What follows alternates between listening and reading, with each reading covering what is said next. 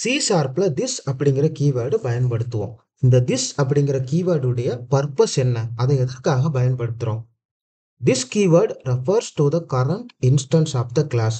ஒரு கிளாஸ் நம்ம கிரியேட் பண்ணியிருக்கிறோம். அந்த கிளாஸுக்கு நம்ம ஆப்ஜெக்ட் கிரியேட் பண்ணும்போது அந்த ஆப்ஜெக்ட் இன்ஸ்டன்ஸை ரெஃபர் பண்றதுக்கு தான் அந்த திஸ் அப்படிங்கிற கீவேர்டு பயன்படுது.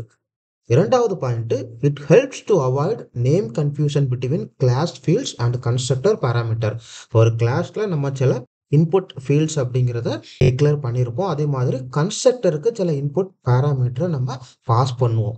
கிளாஸ்ல உள்ள ஃபீல்ட்ஸ் நேமும் கன்ஸ்ட்ரக்டருடைய பாராமீட்டர் நேமும் சேமா இருந்துச்சுன்னா சில கன்ஃபியூஷன் நடக்கும். அதை அவாய்ட் பண்றதுக்கு திஸ் அப்படிங்கிற கீவேர்டை பயன்படுத்துவோம். இப்போ இதுக்கு ஒரு சின்ன டெமோ பார்க்கலாம்.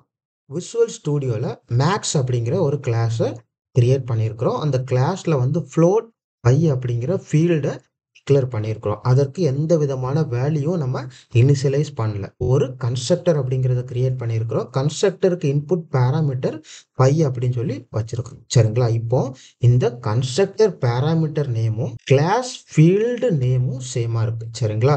சேமா இருக்கும்போது இந்த திஸ் டாட் பை அப்படிங்கிற கீவேர்டை யூஸ் பண்ணாமல் இப்போ நான் வேல்யூ செட் பண்ணுறேன். ஸோ இப்படி வேல்யூ செட் பண்ணும்போது லெஃப்ட் சைடு உள்ள பை அப்படிங்கிறதுடைய வேல்யூ என்ன, ரைட் சைடு உடைய பை அப்படிங்கிறது என்ன அப்படின்னு சொல்லி சில கன்ஃபியூஷன் நடக்கும். சரிங்களா? இப்போ என்ன பண்ணுறோம்னா இந்த கிளாஸுக்கு நம்ம ஒரு ஆப்ஜெக்ட் அப்படிங்கிறத கிரியேட் பண்ணுறோம். கிரியேட் பண்ணிட்டு வேல்யூ வந்து 3.14 அப்படின்னு சொல்லி இனிஷியலைஸ் பண்ணுறோம். இப்போ நான் இதை ரன் பண்ணி காட்டுறேன் என்ன நடக்குது அப்படின்னு சொல்லிட்டு. இப்போ இந்த ஆப்ஜெக்ட் இன்ஸ்டன்ஸை நீங்க செக் பண்ணி பார்த்தீங்கன்னா பை அப்படிங்கிறது 0 அப்படின்னு சொல்லி செட் ஆயிருக்கு. பட் நம்ம பாஸ் பண்ணக்கூடிய வேல்யூ என்னது? 3.14. இது எதற்காக நடக்குதுன்னா இங்க நீங்க செக் பண்ணி பார்த்தீங்கன்னா நம்ம கன்ஸ்ட்ரக்டர்ல வேல்யூ இனிஷியலைஸ் பண்ணாலுமே லெஃப்ட் சைடு உள்ள பை என்ன, ரைட் சைடு உள்ள பை என்ன அப்படின்னு சொல்லி கன்ஃபியூஷன் நடக்கும். அதனால அது டிஃபால்ட் வேல்யூ 0வை இனிஷியலைஸ் பண்ணி விட்டுரும்.